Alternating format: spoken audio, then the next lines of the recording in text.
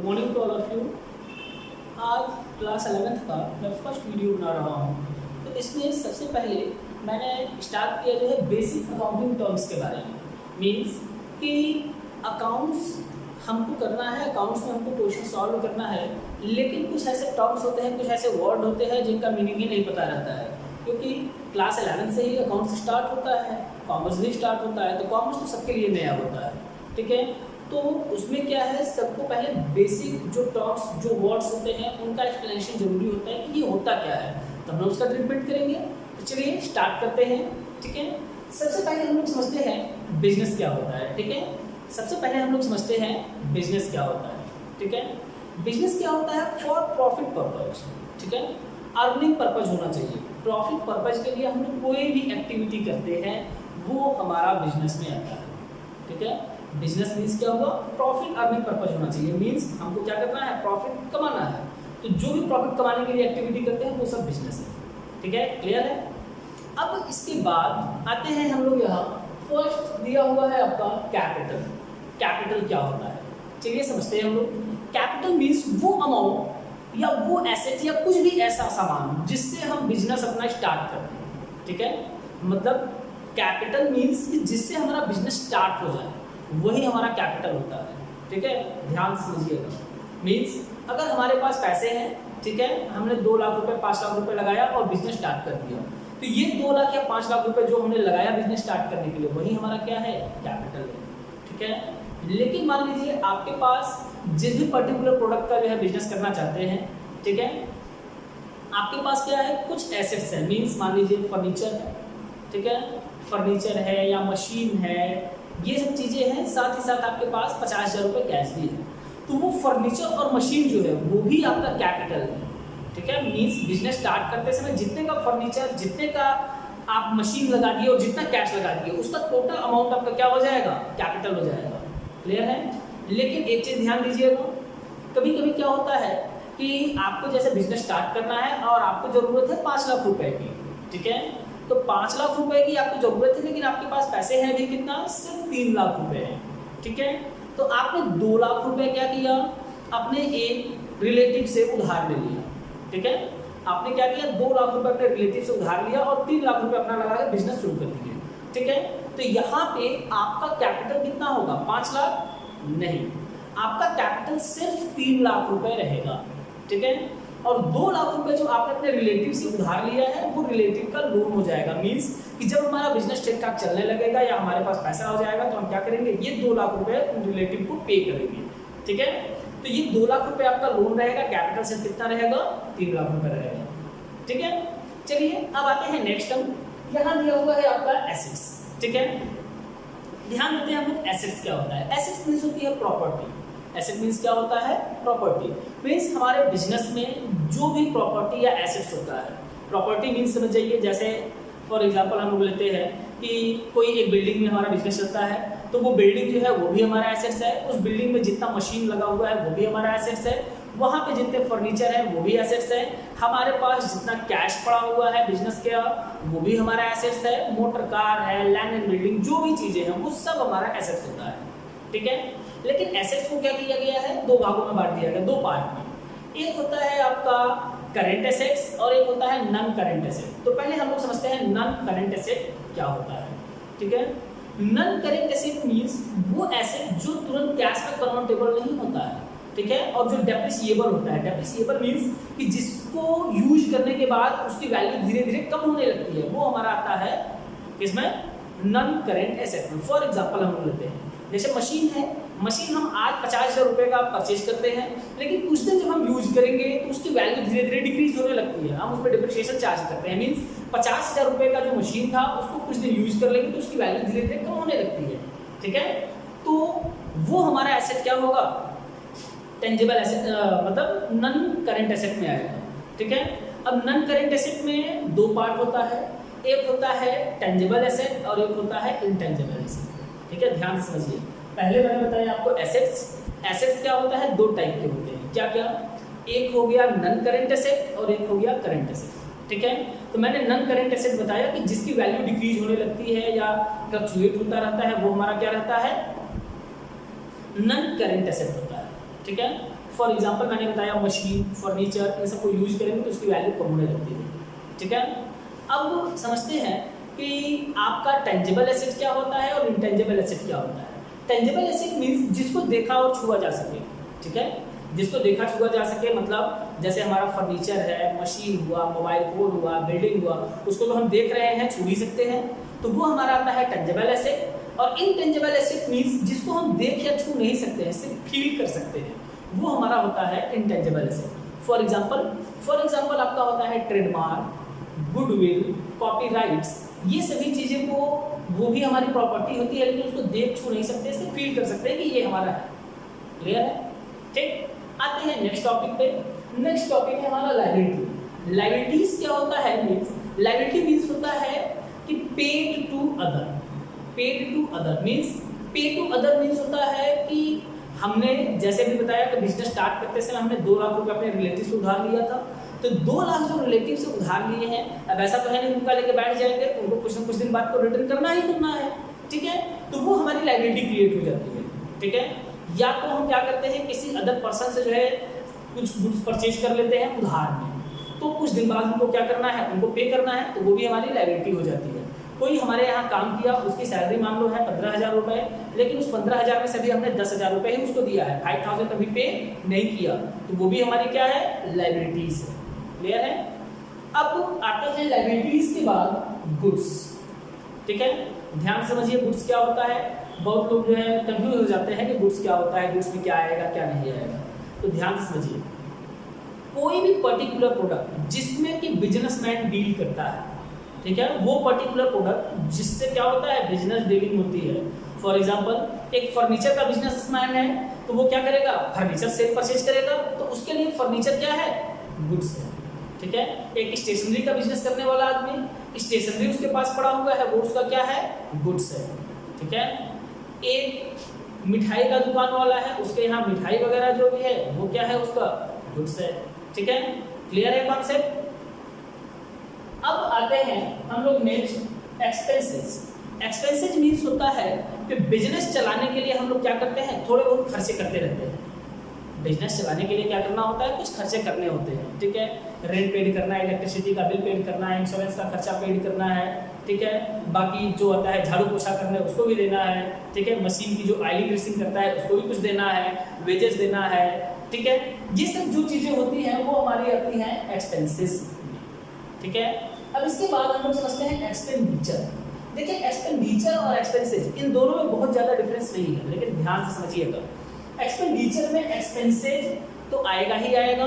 ठीक है, मतलब एक्सपेंडिचर क्या होता है, 2 कैटेगरी में बांट दिया गया। एक्सपेंडिचर को क्या किया गया, एक्सपेंडिचर को 2 कैटेगरी में बांट दिया गया। एक आपका बांट दिया गया कैपिटल एक्सपेंडिचर और एक हो गया रेवेन्यू एक्सपेंडिचर। चलिए इसको समझ लेते हैं क्या होता है। मीन्स एक्सपेंडिचर है मतलब पैसा तो हमको खर्चा करना ही करना है। ठीक है, मीन्स पैसा खर्च हुआ, एक्सपेंडिचर हुआ, लेकिन जिस एक्सपेंसेस का बेनिफिट हमें लॉन्ग टर्म के लिए मिलता है, जिस एक्सपेंसेस का बेनिफिट हमें क्या होता है, लॉन्ग टर्म के लिए मिलता है, वो हमारा होता है कैपिटल एक्सपेंडिचर। और जिस एक्सपेंसेस का बेनिफिट हमें ओनली विद इन 1 ईयर ही मिलता है, मतलब 1 साल के अंदर में ही उसका बेनिफिट जो है खत्म हो जाएगा एक फाइनेंशियल ईयर में, वो हमारा क्या होता है, रेवेन्यू एक्सपेंडिचर। अब फॉर एग्जांपल मैं समझाता हूँ। ठीक है, हमने क्या किया, देखा जो है कि हमारे जो भी बिजनेस था वहाँ पे डिलीवरी करने के लिए क्या हो रहा था, कुछ जो है प्रॉब्लम क्रिएट हो रही थी, तो हमने एक जो है क्या किया, वहाँ पे एक मतलब ट्रॉली वाला एक कार खरीद दिया। ठीक है, कि ट्रॉली वाला जो भी गाड़ी रहेगा उससे क्या किया जाएगा, डिलीवरी किया जाएगा। तो वो गाड़ी जो हमने खरीदा वो भी तो हमारा एक्सपेंस ही है।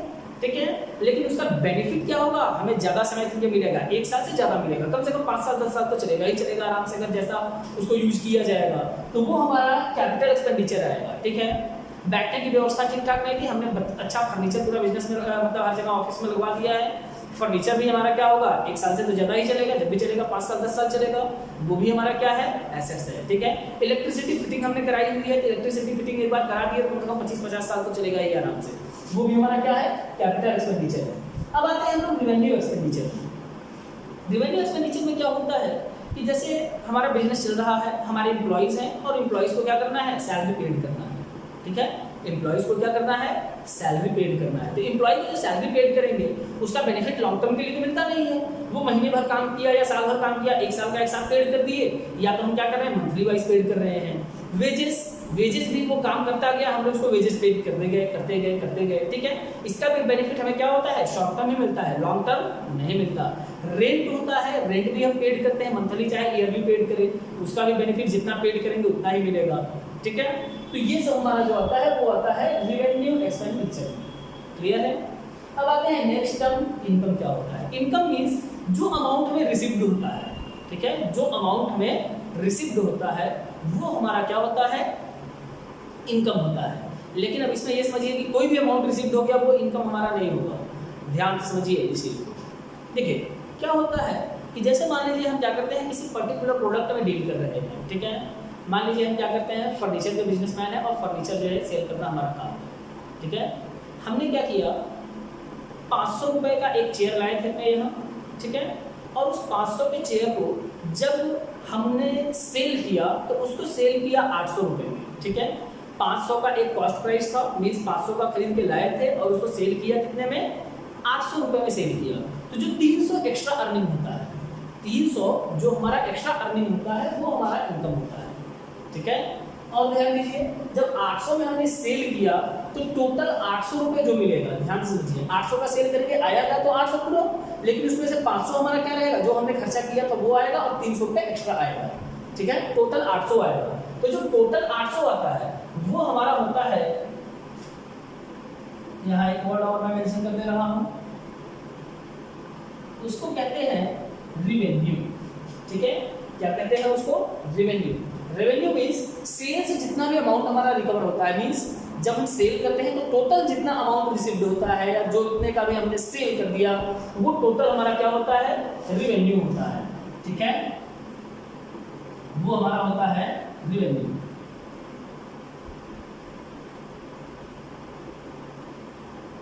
ठीक, अब आगे हम लोग समझते हैं। तो इनकम को कॉन्सेप्ट क्लियर हो गया, मींस कॉस्ट पे जो एक्स्ट्रा अर्निंग हम कर लेते हैं वो हमारा इनकम होता है। अब आते हैं हम लोग प्रॉफिट क्या होता है, ध्यान से समझिएगा। प्रॉफिट मींस एक्स्ट्रा अर्निंग, ठीक है, लेकिन इनकम जैसा नहीं। अर्निंग में मैं बता रहा हूँ क्या होता है। देखिए मान लीजिए हमने क्या किया था, अभी आपको बताया था कि हम फर्नीचर के बिजनेसमैन हैं, ठीक है। फर्नीचर में हम क्या करते हैं, डील करते हैं अपने बिजनेस को। तो हमने वही फॉर एग्जांपल जो बताया था उसी को लेते हैं कि 500 का एक चेयर है, उसको बेचते हैं कितने में, 800 रुपये में। तो ऐसा तो है नहीं, मंथली हम लोग हिसाब किताब बनाते हैं। तो मंथली अगर बनाते हैं अकाउंट्स का सिस्टम, तो वहाँ पे क्या है, मान लीजिए महीने भर में हमने 1000 चेयर सेल कर दिए। कितना सेल किया, 1000 चेयर्स हमने बेच दिया। तो 1000 चेयर पे, एक चेयर पे हमको 300 रुपये बच रहा था। तो 1000 चेयर पे हमारे पास टोटल कितना आ जाएगा, 1000 चेयर पे आ जाएगा 3 लाख रुपए, ठीक है। तो ये 3 लाख रुपए जो हमारे पास आया वो हमारा क्या हुआ, इनकम हुआ, ठीक है। वो क्या हुआ, हमारा इनकम हुआ। अब उस इनकम में से, ठीक है, हम बिजनेस के जितने रनिंग एंड मेंटेनेंस के एक्सपेंसेस है, running and maintenance means employees की सैलरी पेड कर दिया, जो बिजनेस मान लीजिए हमारा रेंटल था हमने रेंट पे कर दिया, इंश्योरेंस का खर्चा पे कर दिया, एडवर्टीजमेंट पर पेड कर दिया, कुछ डेप्रिसिएशन लगा एसेट्स पे वो माइनस कर दिया। तो ऑल एक्सपेंसेस माइनस करने के बाद मींस टोटल 3 लाख में से जो एक्स्ट्रा अर्निंग हुई थी उसमें से जितना एक्सपेंसेस था सबको हमने लेस कर दिया। तो लेस करने के बाद जो नेट अमाउंट बचता है वही हमारा क्या होता है, प्रॉफिट होता है। क्लियर है, ठीक है। 8 लाख का टोटल हमने सेल किया, ठीक है। 1000 शेयर 800 के रेट से सेल किया था, 8 लाख आया था, तो वो 8 लाख क्या होगा, रिवेन्यू होगा, ठीक है। और उसमें से, ठीक है, हमने 3 लाख रुपए एक्स्ट्रा कमाया था, वो हमारा क्या था, इनकम था, ठीक है। और उस इनकम में से जब सभी एक्सपेंसेस को हमने माइनस कर दिया, तो माइनस करने के बाद जो अमाउंट बचा वो हमारा क्या हो गया, प्रॉफिट हो गया। क्लियर है। आइए अब आते हैं नेक्स्ट टॉपिक। नेक्स्ट हमारा दिया हुआ है लॉस। लॉस क्या होता है, चलिए समझते हैं। अभी इसी एग्जांपल पे लेते हैं कि हमने क्या किया था, 3 लाख एक्स्ट्रा अर्निंग किया था, ठीक है। लेकिन जो इनकम हमारा 3 लाख आया था, सैलरी, रेंट, अदर खर्चे और जितने भी था सब कुछ खर्चा हो गया 3.5 लाख रुपए, ठीक है। एक्स्ट्रा अर्निंग कितनी हुई, सिर्फ 3 लाख की ही हुई और खर्चा हमारा कितना हो गया 3.5 लाख रुपए। तो वहां पे 50,000 हमारा क्या हुआ, माइनस में चले गए। तो जो माइनस में चले जाएंगे वो हमारा क्या हो जाएगा, लॉस हो जाएगा। ठीक है, अब आते हैं हम लोग गेन क्या होता है।